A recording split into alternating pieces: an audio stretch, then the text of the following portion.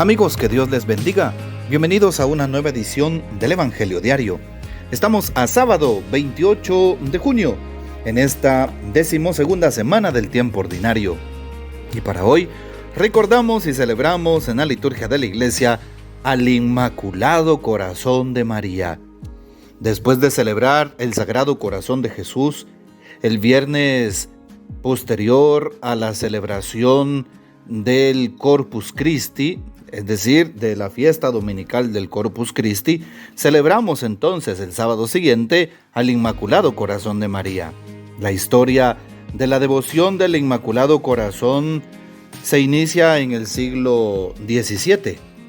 El Papa Pío XII, el 31 de octubre de 1942, al clausurarse la solemne celebración en honor de las apariciones de Fátima, conforme al mensaje de estas, consagró el mundo al Inmaculado Corazón de María. Asimismo, el 4 de mayo de 1944, el Santo Padre instituyó la fiesta del Inmaculado Corazón de María, que comenzó a celebrarse el 22 de agosto.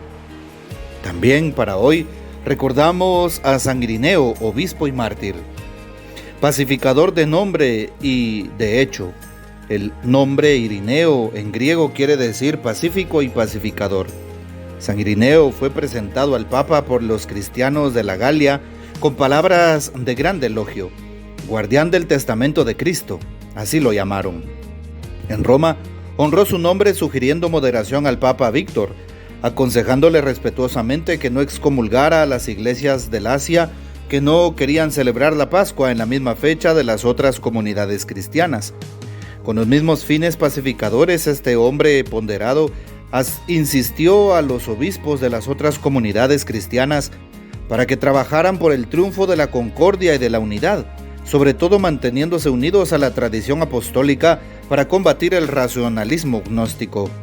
De sus escritos nos quedan efectivamente los 5 libros del Adversus Herejes, en los que Irineo aparece no solo como el teólogo más equilibrado y penetrante de la encarnación redentora, sino también como uno de los pastores más completos, más apostólicos y más católicos que hayan servido a la Iglesia.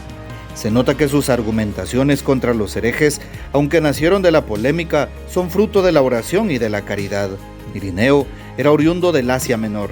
Entre sus recuerdos de juventud se encuentra el contacto con Policarpo de Esmirna, el santo obispo que fue instruido por los testigos oculares de la vida del Verbo, sobre todo por el apóstol Juan, que había fijado su sede en Esmirna. Irineo, pues, por medio de Policarpo se une a los apóstoles. Después de dejar el Asia Menor, pasa a Roma y sigue para Lyon en Francia. No perteneció a la lista de los mártires de Lyon, víctimas de la persecución del año 177, porque precisamente en ese tiempo su iglesia no había enviado a Roma para presentar al Papa Eleuterio algunos asuntos de orden doctrinal, relacionados sobre todo con el error montanista. Este error se debía a un grupo de fanáticos que habían llegado de Oriente, predicando el disgusto por las cosas del mundo y anunciando el inminente regreso de Cristo. De regreso a Lyon, Irineo sucedió en el 178 al obispo mártir San Fotino y gobernó la iglesia de Lyon hasta su muerte, hacia el año 200. Aunque no está comprobado su martirio, la iglesia lo venera como mártir. En todo caso, él fue un auténtico testigo de la fe en un periodo de dura persecución. Su campo de acción fue muy vasto, si se tiene en cuenta que probablemente no había ningún otro obispo en las Galias ni en las tierras limítrofes de Alemania. Su lengua era el griego, pero aprendió las lenguas bárbaras para poder evangelizar a esos pueblos. Pidamos pues la poderosa intercesión de San Irineo de Lyon, obispo y mártir. Y para hoy tomamos el texto bíblico del Evangelio según San Lucas, capítulo 2, versículos 41 al 51. Los padres de Jesús solían ir cada año a Jerusalén para las festividades de la Pascua. Cuando el niño cumplió 12 años, fueron a la fiesta según la costumbre. Pasados aquellos días se volvieron, pero el niño Jesús se quedó en Jerusalén, sin que sus padres lo supieran. Creyendo que iba en la caravana, hicieron un día de camino. Entonces lo buscaron, y al no encontrarlo regresaron a Jerusalén en su busca. Al tercer día lo encontraron en el templo, sentado en medio de los doctores, escuchándolos y haciéndoles preguntas. Todos los que lo oían se admiraban de su inteligencia y de sus respuestas. Al verlo, sus padres se quedaron atónitos y su madre le dijo: «Hijo mío, ¿por qué te has portado así con nosotros? Tu padre y yo te hemos estado buscando llenos de angustia». Él les respondió: «¿Por qué me andaban buscando? ¿No sabían que debo ocuparme en las cosas de mi padre?». Ellos no entendieron la respuesta que les dio. Entonces volvió con ellos a Nazaret y siguió sujeto a su autoridad. Su madre conservaba en su corazón todas aquellas cosas. Palabra del Señor, gloria a ti, Señor Jesús.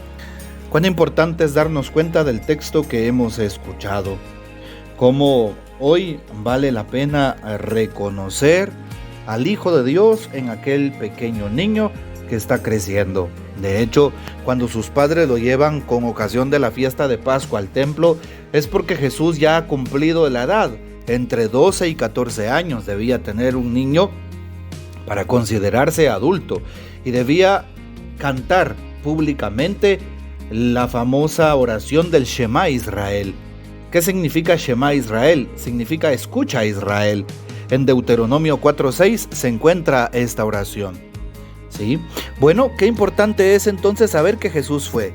Y aparte de ello, vemos que Jesús se queda en el templo.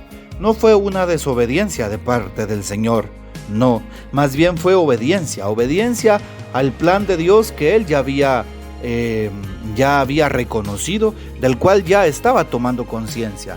Sabía pues que Él era el Hijo de Dios, sabía que tenía un Padre en el cielo, sabía que debía realizar una misión, la misión de anunciar el reino.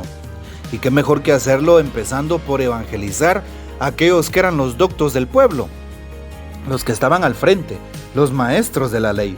Y por eso Jesús se sienta en el templo a escucharles, se sienta en el templo a corregirles y, por qué no, a anunciarles la palabra. Aquellos hombres, muchos de ellos ya ancianos y versados en las Escrituras, se quedan estupefactos, es decir, con la boca abierta, se quedan sobresaltados de darse cuenta de cómo aquel niño era tan sabio. A nosotros también, desde la lectura de hoy, se nos invita en primer lugar a cumplir la voluntad de Dios. No a cumplir mi propia voluntad, sino lo que Dios quiere para nosotros. Y la voluntad de Dios es que todos los hombres se salven y lleguen al conocimiento de la verdad. Y la voluntad de Dios radica en el mandamiento nuevo de Cristo. Ámense, amen a Dios y también ámense los unos a los otros como yo los he amado. Amar a Dios y amar al prójimo.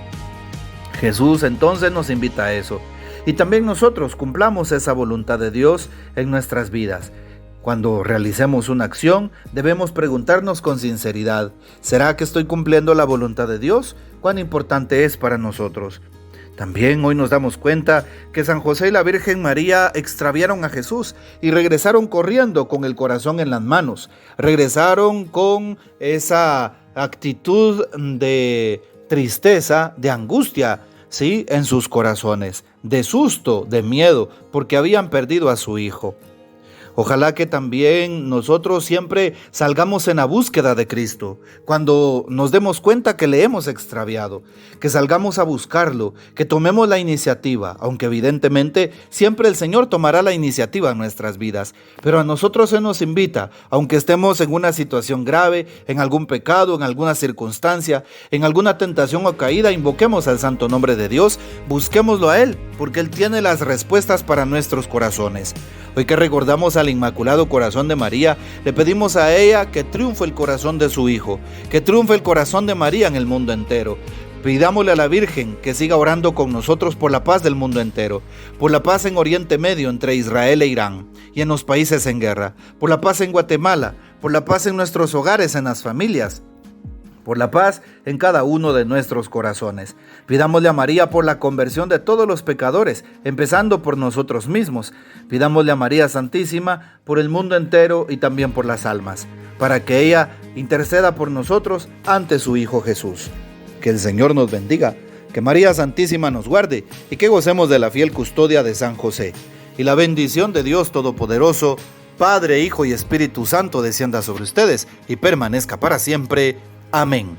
Comparte este audio y hasta mañana.